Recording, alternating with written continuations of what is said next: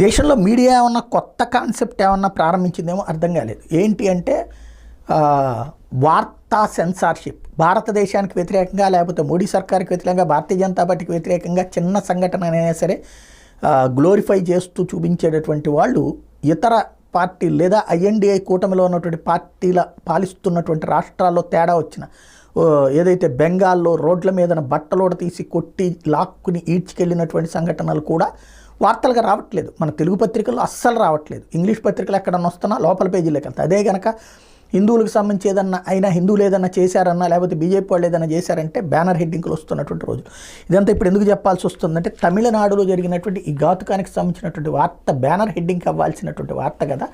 20 మంది ఏకంగా చనిపోయారు. 20 మృతదేహాలు ఎక్కడ దొరికినాయి అంటే అక్రమంగా ఏర్పాటు చేసినటువంటి ఒక షెల్టర్ హోమ్లో దొరికినాయి. 20 మృతదేహాలు.